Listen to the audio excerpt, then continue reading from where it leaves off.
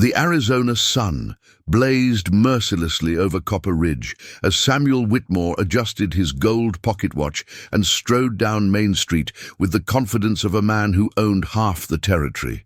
His polished leather boots clicked against the wooden boardwalk, each step echoing his authority in this dusty frontier town. At 38, Whitmore had built an empire from nothing, transforming himself from a penniless drifter into the most powerful banker between Tucson and Phoenix. The townspeople stepped aside as he passed, tipping their hats with a mixture of respect and fear. Whitmore barely acknowledged them, his steel-gray eyes fixed on the ornate building that housed Copper Ridge First National Bank, his bank. The brass nameplate gleamed in the harsh sunlight. Samuel J. Whitmore, president and founder. Inside his oak-paneled office, Whitmore poured himself a whiskey, despite the early hour. Today would mark his greatest triumph yet, the acquisition of the Mesa Verde tract, 15,000 acres of prime land that would complete his stranglehold on the region's water rights. The Apache family still clinging to their ancestral homes, there would finally be forced out, making way for his planned cattle operation and mining ventures. A knock interrupted his thoughts. "Come in," he barked, settling behind his massive mahogany desk. His assistant, Thomas Bradley, entered nervously, clutching a leather portfolio. "Mr. Whitmore, the Territorial Commissioner's representative is here with the final documents for the Mesa Verde acquisition." Whitmore's thin lips curved into a cold smile. "Excellent. Show him in immediately." Commissioner Hayes entered, a portly man with nervous eyes and sweating palms despite the office's relative coolness. "Mr. Whitmore, everything is in order. The Apache claims have been resolved through proper territorial channels." "You mean dismissed?" Whitmore corrected sharply. "Those savages never had legitimate claims to begin with. This land belongs to civilized men who can put it to proper use." Hayes shifted uncomfortably. "Yes, well, the paperwork is complete. Sign here, and the Mesa Verde tract transfers to your ownership effective immediately. The families currently residing there have 30 days to relocate." Whitmore lifted his expensive fountain pen, savoring the moment. 15,000 acres would make him the largest landowner in the territory. The Apache would have nowhere left to run, no choice but to accept reservation life or disappear entirely. Either outcome suited him perfectly. As he positioned the pen above the signature line, a soft voice spoke from the shadows near his office door. "Don't sign that land deed." Whitmore's hand froze. He looked up to see a young Apache woman standing motionless by the entrance, her dark eyes fixed intently on his face. She couldn't have been more than 22, with long black hair braided simply and wearing the plain brown dress of hotel servants. He recognized her vaguely. She worked at the Copper Ridge Inn, moving silently through the dining room like a ghost. "What did you say?" Whitmore's voice was dangerously quiet. Aiyana stepped forward, her moccasined feet making no sound on the Persian carpet. "That deed is built on lies, Mr. Whitmore. Sign it, and you'll destroy more than Apache families. You'll destroy yourself." Commissioner Hayes sputtered indignantly. "How dare this savage enter your private office and make threats? I'll have the sheriff—" "Wait!" Whitmore raised his hand, his gaze never leaving Aiyana's face. Something in her steady composure intrigued him. Most Apache avoided eye contact with whites, especially him. This young woman stared at him with unsettling directness. "How did you get in here?" "I clean these offices every morning before dawn," Aiyana replied calmly. "I know every document that crosses your desk, Mr. Whitmore, including the ones you keep locked in your private safe." A chill ran down Whitmore's spine. His private safe contained evidence of his less legitimate business dealings, forged territorial surveys, bribed officials' correspondence, and documentation of the murdered surveyor whose silence he'd bought with a bullet 3 years ago. "You're lying," he said, but uncertainty crept into his voice. Aiyana moved closer to his desk, her dark eyes never wavering. "Benjamin Morrison's survey notes, the real ones dated March 15, 1884. The ones that prove Mesa Verde belongs to my people under the Treaty of Guadalupe Hidalgo. You killed him to keep those findings secret." The blood drained from Whitmore's face. Morrison's murder had been carefully orchestrated to look like an Apache raid. No one knew the truth except Margaret Fitzgerald's letters from Denver. Aiyana continued quietly. "Your wife who isn't dead, Mr. Whitmore. The one you abandoned with your 2 children when you stole her father's bank funds and fled east. She's been looking for you for 12 years. Commissioner Hayes looked between them, confusion replacing his earlier indignation. "Samuel, what is she talking about?" Whitmore's hand trembled as he set down his pen. This Apache servant girl knew secrets that could not only destroy his business empire but send him to the gallows.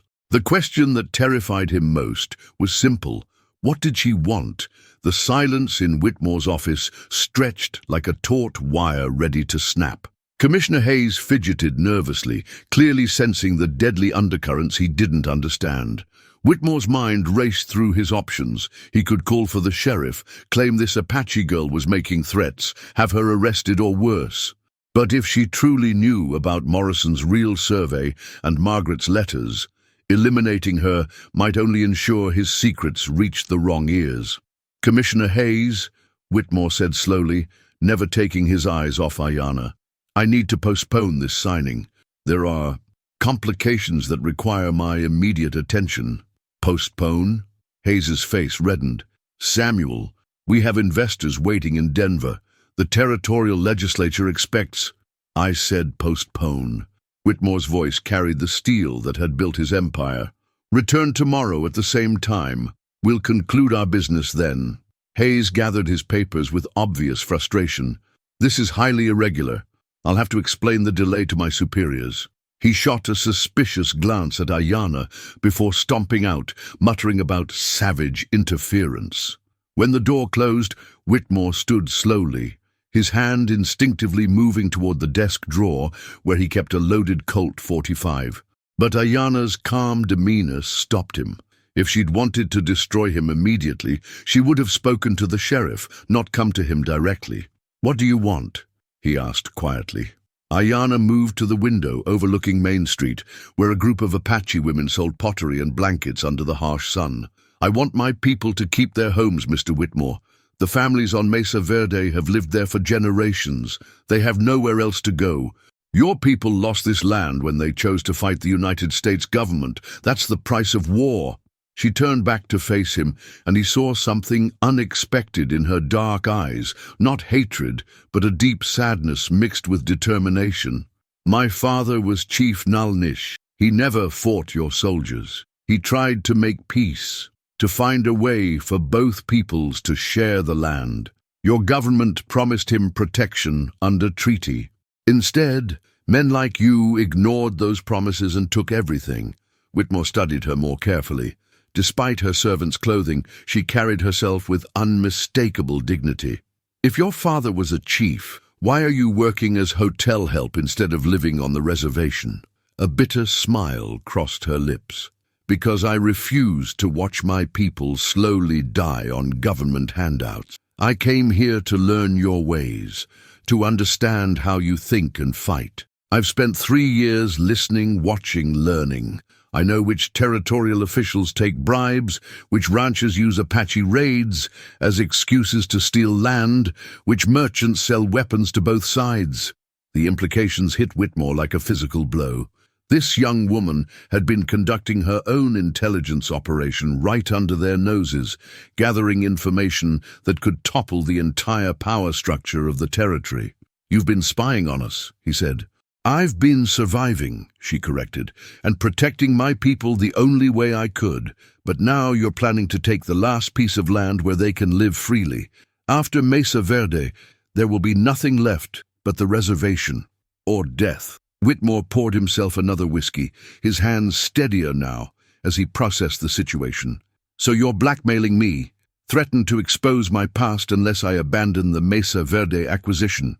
"No." Her answer surprised him. "I'm offering you a choice, Mr. Whitmore. You can sign that deed and I'll disappear forever, but within a week, territorial marshals will arrive with warrants for your arrest. Margaret Fitzgerald has been working with a Denver detective for 2 years.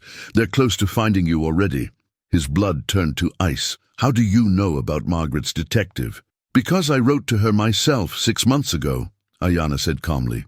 "I told her I might have information about her missing husband, Samuel Morrison, the name you used when you stole from her father's bank in Kansas City." Whitmore sank into his chair, the full scope of his predicament becoming clear. This Apache woman had orchestrated a trap that would spring whether he signed the deed or not. "Unless, what's your other choice?" he asked quietly. Aiyana approached his desk again, her voice dropping to barely above a whisper. "Help me save my people, and I'll help you disappear before Margaret's detective arrives. I know routes through the mountains that no lawman could follow, safe passages to Mexico where you could start over. You'd help me escape, after everything I've done? You're not the first white man to commit crimes against my people, Mr. Whitmore, but you might be the first with a chance to make amends." She leaned forward, her dark eyes intense. "That Mesa Verde deed isn't just about land. Commissioner Hayes is working with cattle baron Dutch Morrison, Benjamin's brother. They plan to use your purchase to justify a military action against the families there. They call it clearing out hostiles, but it's really about eliminating witnesses to Benjamin's murder." Whitmore's mind reeled. Dutch Morrison had been pressing him for months about Apache threats to his cattle operation. If Dutch suspected the truth about his brother's death, "Dutch knows I killed Benjamin? He suspects, but he needs those Apache families gone to prevent anyone from finding Benjamin's real survey notes. If you sign that deed, you're not just stealing land. You're signing death warrants for 37 people, including my grandmother and my young cousins." The weight of her words settled over him like a lead blanket. Samuel Whitmore had committed many sins in building his empire, but mass murder wasn't among them. He looked at this young Apache woman who somehow knew his darkest secrets and realized she was offering him something he hadn't expected to find in this harsh land, a chance at redemption. "If I refuse to sign," he said slowly, "Dutch and Hayes will find another way. They don't need me specifically. They need your signature because you own the adjacent water rights. Without those, their cattle operation fails, and the military has no legal justification for action. You're the key piece, Mr. Whitmore." Aiyana straightened. "I'm not asking you to become a saint. I'm asking you to choose which devil you want to be." Outside, the sound of horses and raised voices interrupted their conversation. Through the window, Whitmore saw Dutch Morrison dismounting in front of the bank with 3 armed men.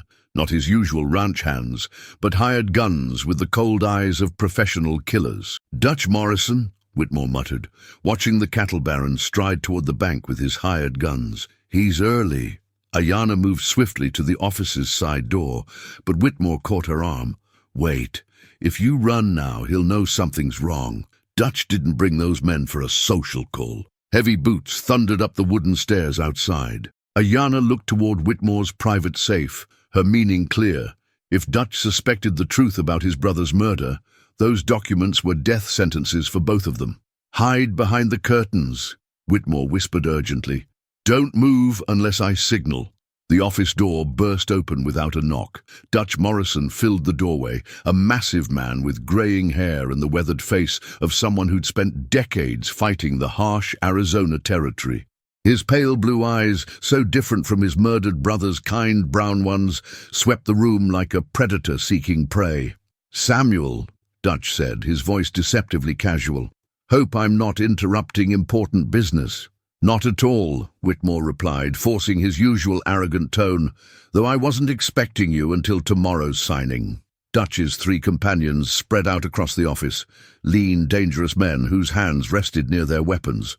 The leader, a scarred gunfighter Whitmore recognized as Jake Brennan, positioned himself near the window where Aiyana was concealed.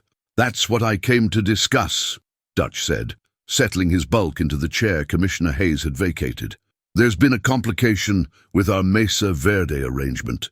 Whitmore's mouth went dry. "What kind of complication?" The kind that involves Apache spies gathering information in our town. Dutch's eyes never left Whitmore's face.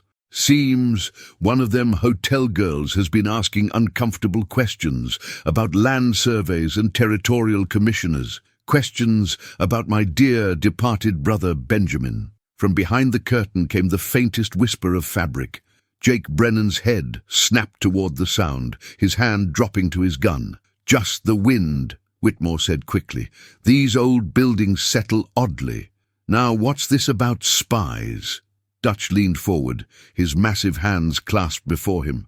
Sheriff Daniels tells me this Apache girl goes by Aiyana. She's been real friendly with some of the Mexican traders who pass through.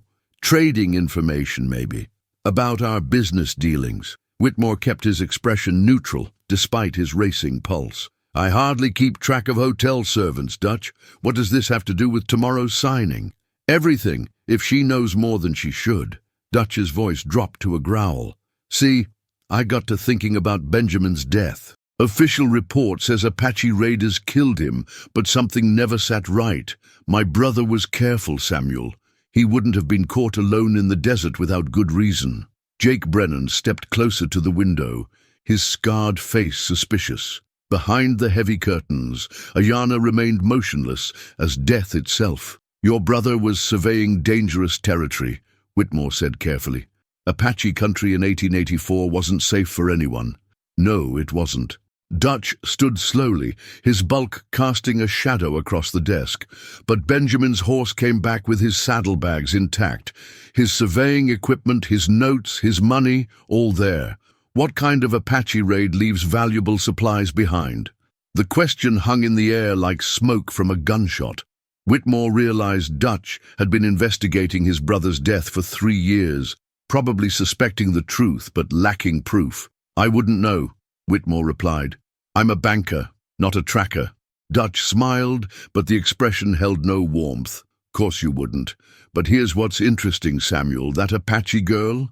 She was asking Miguel Santos about old territorial surveys, specifically surveys of the Mesa Verde tract dated March 1884.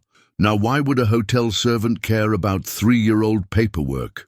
Before Whitmore could answer, the sound of running horses echoed from Main Street. Through the window, they saw a cloud of dust approaching, riders coming hard from the east.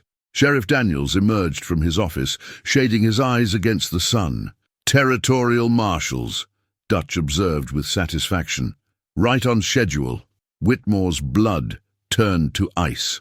The trap was closing faster than he'd anticipated. Marshals? What for? Seems there's been complaints about irregularities in certain land acquisitions, questions about forged documents and missing surveyors. Dutch's pale eyes glittered. Amazing how these federal boys can move fast when they smell corruption. Jake Brennan suddenly grabbed the curtain and yanked it aside, revealing Aiyana pressed against the wall. His gun cleared leather in one smooth motion, aimed at her heart. Well, well, Dutch said softly. The Apache spy herself. How convenient. Aiyana stepped forward with dignified calm, showing no fear despite the gun trained on her. Mr. Morrison, I wondered when you'd finally come looking for answers about your brother. Dutch's face darkened. So you do know something about Benjamin's death? I know everything, Aiyana replied simply, including who killed him and why. The office fell silent, except for the approaching hoofbeats of the territorial marshals. Whitmore realized this moment would determine not just his own fate, but the lives of 37 Apache families and the future of Copper Ridge itself. Dutch Morrison stepped closer to Aiyana, his massive frame looming over her. Start talking, girl. And it better be the truth, or Jake here will make you wish you'd stayed on the reservation. Aiyana looked directly at Whitmore, her dark eyes holding a message he couldn't quite decipher. Then she spoke words that would change everything. Samuel Whitmore didn't kill your brother, Mr. Morrison, but he knows who did, and so do I. The question is whether you want justice or just revenge. Dutch's eyes narrowed. Explain that. Your brother discovered something that certain territorial officials couldn't allow to become public, something worth killing for. Aiyana's voice remained steady despite Jake's gun still pointed at her chest. "Mr. Whitmore has the proof you've been seeking for 3 years, but if those marshals arrest him before he can share it, the real killers will escape justice forever." Outside, the territorial marshals had reached the bank. Their leader, a stern man with a federal badge, was already dismounting and speaking with Sheriff Daniels. Dutch looked between Aiyana and Whitmore, his weathered face a mask of conflicting emotions. Grief for his brother, suspicion of their claims, and the desperate need for answers that had consumed him for 3 years. "You have 30 seconds before those marshals come through that door," he said quietly. "Convince me." Whitmore realized that everything, his life, Aiyana's people, the truth about Benjamin Morrison's death, now depended on the next words he spoke. Whitmore's hands trembled as he moved toward his private safe. The sound of the territorial marshal's boots echoed on the wooden stairs below, each step bringing them closer to his office door. Dutch Morrison's pale eyes followed his every movement, while Jake Brennan kept his gun trained on Aiyana. "The real killer," Whitmore said, spinning the safe's combination with practiced precision, "is the same man who sent those marshals here today." The safe opened with a metallic click. Whitmore withdrew a leather portfolio containing Benjamin Morrison's original survey notes and a collection of letters tied with string. His hands shook as he placed them on the desk. "Commissioner Hayes," Aiyana said quietly, her dark eyes meeting Dutch's shocked gaze. "He's been orchestrating this entire scheme from the beginning." Dutch's weathered face went white. "Hayes? But he's the one who told me Samuel here was connected to Benjamin's death. He's been helping me investigate." "He's been controlling your investigation," Whitmore interrupted, untying the letters, "making sure you suspected everyone except him." The office door rattled as someone tested the handle from outside. Heavy footsteps paused in the hallway. The marshals were checking other offices first, giving them precious minutes. Dutch grabbed the survey notes with trembling hands. His brother's careful handwriting covered the pages, documenting water sources, mineral deposits, and most importantly, legal boundaries that contradicted every official territorial map. "This shows Mesa Verde belongs to the Apache under federal treaty," Dutch whispered, his voice thick with emotion. Benjamin was going to expose the illegal land grabs. Aiyana nodded. "Commissioner Hayes discovered your brother's findings 3 days before his death. The letters will show you how Hayes tried to bribe Benjamin into falsifying his survey. When your brother refused," Whitmore spread the correspondence across his desk. "Hayes's handwriting was unmistakable, first offering Benjamin money to alter his findings, then making increasingly desperate threats when the honest surveyor refused to participate in the fraud." "The final letter," Whitmore said, pointing to a document dated March 18, 1884, "Hayes writes that certain measures will be taken if Benjamin doesn't cooperate. Your brother was murdered 2 days later." Dutch's massive hands clenched into fists. "But the Apache raid, staged by Hayes's men," Aiyana explained.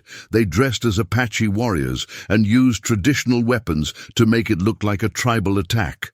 My people were blamed for a white man's greed." Jake Brennan lowered his gun, his scarred face reflecting the shock they all felt. "Boss, if this is true, it explains everything," Dutch said hoarsely. "Why the raiders left Benjamin's supplies. Why Hayes has been so helpful with my investigation while pointing me toward innocent men. Why he's so eager to complete this Mesa Verde acquisition." The sound of approaching boots grew louder. Martial voices could be heard questioning someone in the hallway, probably Thomas Bradley about Whitmore's whereabouts. "Hayes needs that land deal signed to cover his tracks permanently," Whitmore said urgently. "With the Apache families dead or displaced, no one will ever find Benjamin's real survey notes. The evidence of Hayes's corruption dies with them." Dutch looked at his brother's carefully documented work, 3 years of grief and rage transforming into cold determination. "How do I know you two aren't lying? Maybe you killed Benjamin, and you're trying to pin it on Hayes to save yourselves." Aiyana reached into her dress and withdrew a small leather pouch. From it, she produced a silver pocket watch, tarnished but clearly expensive. "This belonged to your brother," she said softly. "One of Hayes's men dropped it during the staged attack. My cousin found it near the murder site, but was too frightened to bring it to white authorities. She gave it to me when I started working in town." Dutch took the watch with reverent hands, tears flowing down his weathered cheeks. "Benjamin's confirmation gift from our mother. He never went anywhere without it." He opened the case, revealing an inscription. "To Benjamin, with love and pride, Mother Morrison, 1865. The office door shuddered as someone pounded on it. "Open up! Territorial Marshal Service!" Dutch Morrison stood slowly, his grief hardening into lethal purpose. "Jake, put that gun away. These people are under my protection now." "Boss, you heard me." Dutch's voice carried the authority of a man who'd built a cattle empire through strength and cunning. "Hayes played us all for fools. He used Benjamin's death and my grief to further his own schemes." Whitmore quickly returned the documents to his safe, keeping only Benjamin's watch and one crucial letter. "If we're going to expose Hayes, we need to be smart about it. Those marshals aren't here by accident. Hayes sent them to arrest me before I could reveal the truth." Aiyana moved toward the window, checking the street below. "There's a back entrance through the alley. My horse is waiting behind the blacksmith shop. We could reach Mesa Verde by nightfall and warn my people." "No," Dutch said firmly. "Running makes us look guilty. We face this head on." He turned to Whitmore. "You said Hayes needs your signature to complete his scheme. What if we give it to him?" Whitmore stared at the cattle baron in confusion. "Give him what he wants?" "A trap," Dutch explained, his pale eyes gleaming with dangerous intelligence. "We let Hayes think he's won, then expose him publicly when he can't escape the consequences." The pounding on the door grew more insistent. "This is your final warning. Open this door or we'll break it down." Aiyana looked between the two men who had been her enemies moments before. "You're talking about risking my people's lives. If your plan fails—" "It won't fail," Dutch said with quiet certainty, "because now I know who really killed my brother, and I'm going to make sure everyone else knows too." Whitmore straightened his vest and moved toward the door, Benjamin's pocket watch hidden in his jacket. "Gentlemen," he called out, "no need to damage private property. I'm opening the door." As his hand touched the doorknob, he looked back at his unlikely allies, the Apache woman who'd risked everything to save her people, and the grieving brother who'd finally learned the truth about his family's tragedy. The storm was about to break over Copper Ridge, and Samuel Whitmore was no longer sure which side of it he wanted to be on when the dust settled. He opened the door to face 3 territorial marshals, their badges gleaming and warrants ready, while behind him, the most dangerous alliance in Arizona territory prepared to bring a corrupt official's empire crashing down. The lead marshal, a stern man named Captain Reynolds, stepped into Whitmore's office with warrants in hand and suspicion in his eyes. His gaze swept over the assembled group, Whitmore behind his desk, Dutch Morrison standing protectively near Aiyana, and Jake Brennan with his hands conspicuously away from his weapons. "Samuel Whitmore," Reynolds announced, "you're under arrest for fraud, conspiracy, and suspected murder in connection with territorial land acquisitions." "On whose authority?" Dutch Morrison's voice boomed across the office. Reynolds looked surprised to find the influential cattle baron present. "Commissioner Hayes filed formal complaints with the territorial government, Mr. Morrison. Serious allegations about forged documents and the death of surveyor Benjamin Morrison." Dutch's weathered face remained impassive. "Interesting. And what evidence does Commissioner Hayes present for these charges?" "That's not your concern," Reynolds began, but Dutch cut him off. "Everything concerning my brother's murder is my concern, Captain. Especially when the real killer is trying to frame innocent men." Reynolds frowned. "Your brother? Benjamin Morrison was your brother?" "He was," Dutch said quietly, producing Benjamin's pocket watch. "And for 3 years, I've been hunting his killer. Today, I found him." The marshal examined the watch, noting its obvious age and value. "Where did you get this?" Aiyana stepped forward with calm dignity. "From the site where Benjamin Morrison was murdered, Captain Reynolds, along with evidence proving Commissioner Hayes ordered his death." That's preposterous, Reynolds protested.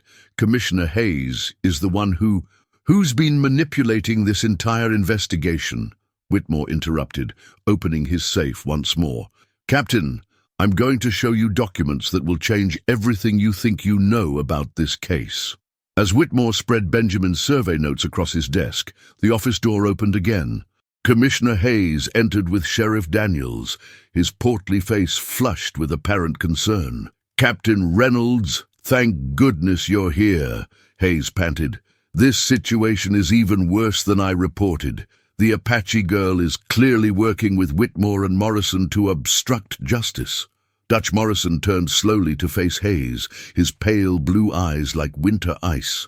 Hello, Commissioner. We were just discussing my brother's murder. Hayes went white. Dutch, we've been through this. The Apache raiders, dressed as Apache warriors, Aiyana said quietly, using traditional weapons, staged by white men to hide the real motive for Benjamin Morrison's death. Captain Reynolds looked between the assembled parties, clearly sensing undercurrents he didn't understand. What exactly are you people claiming? Whitmore picked up Benjamin's final survey notes. Commissioner Hayes discovered that Benjamin Morrison's official survey would expose massive territorial fraud. When Hayes tried to bribe him into falsifying the results, Benjamin refused. That's absurd, Hayes sputtered. I never— Your own letters prove otherwise, Dutch said, his voice deadly quiet. He produced the correspondence Whitmore had shown him earlier. Written in your hand, Commissioner, threats against my brother's life if he didn't cooperate with your land scheme. Captain Reynolds examined the letters with growing alarm. Hayes's distinctive handwriting was unmistakable, and the escalating threats painted a clear picture of motive and intent. These could be forged, Hayes protested desperately. Whitmore is a known criminal. Then explain this, Aiyana said, holding up a second piece of evidence. A telegram dated 3 days after Benjamin's murder. Your instructions to territorial officials, ordering them to accept your falsified survey as the official record, sent before Benjamin's body was even found. Reynolds read the telegram with increasing concern. Commissioner, how did you know to order a replacement survey before the original surveyor was reported missing? Hayes's face crumbled as he realized the trap closing around him. There were reports of Apache activity in the area. You assumed your hired killers had completed their work, Dutch Morrison said with cold finality. Just like you assumed my grief would keep me focused on the wrong suspects. Sheriff Daniels, who had remained silent throughout the confrontation, finally spoke. Commissioner, I think you'd better explain yourself. These are serious allegations. Hayes looked around the room desperately, seeing no friendly faces, no escape from the truth that had finally caught him. You don't understand the pressures I was under. The territorial government demanded results. Land development, revenue generation. So you decided to steal Apache land and murder anyone who stood in your way, Aiyana said quietly. One surveyor's life against the progress of an entire territory. Hayes exploded. Benjamin Morrison was standing in the way of civilization itself. The admission hung in the air like a death knell. Captain Reynolds stepped forward with grim authority. Commissioner Hayes, you're under arrest for conspiracy, fraud, and the murder of Benjamin Morrison.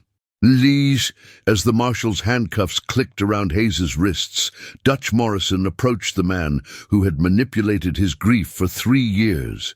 My brother died because he believed in doing the right thing, Hayes. Something you never understood. Hayes looked up with desperate eyes. Dutch, we can still salvage this. The Mesa Verde tract, think of the economic benefits, will remain with its rightful owners, Whitmore interrupted, tearing up the unsigned land deed. The Apache families stay on their ancestral land. Captain Reynolds looked surprised. Mr. Whitmore, given your own legal situation, will be resolved through proper channels, Dutch Morrison said firmly. Mr. Whitmore has been cooperating fully with this investigation. Any charges should be reconsidered in light of new evidence. As Hayes was led away in chains, the office fell silent except for the sound of Arizona wind through the open windows. Aiyana stood by the window, looking toward the distant mountains where her people waited for news of their fate. "It's finished," she said softly. Dutch Morrison approached her, Benjamin's pocket watch gleaming in his weathered hands. "Miss Aiyana, I owe you and your people an apology. My grief blinded me to the truth." She turned to face him with surprising compassion.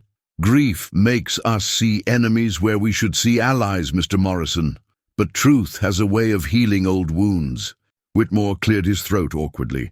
"About the Mesa Verde situation, the families there will need legal protection, federal recognition of their treaty rights." "Already arranged," Captain Reynolds said, consulting his notes.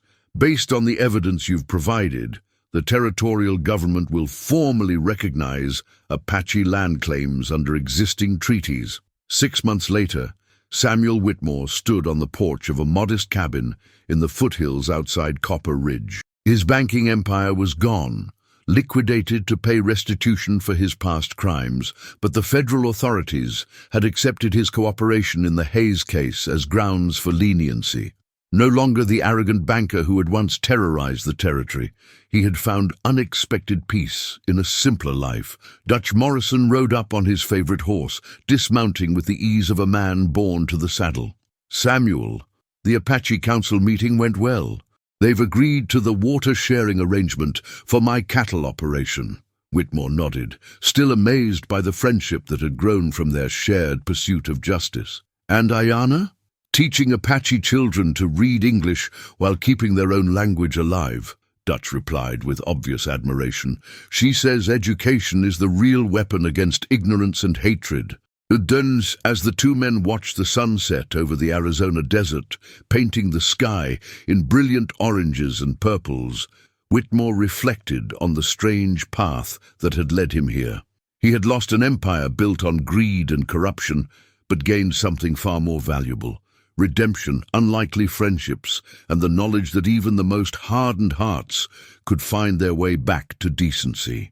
In the distance, Apache children's laughter echoed across the Mesa Verde, where families continued to live on land their ancestors had called home for generations. Commissioner Hayes rotted in a territorial prison, his schemes exposed and his co-conspirators scattered to the winds. And in Copper Ridge, a new kind of peace had settled, one built not on fear and exploitation, but on understanding, justice, and the hard-won recognition that all people, regardless of race or origin, deserved to live with dignity on the land they loved. The Wild West was changing, and sometimes, against all odds, it changed for the better.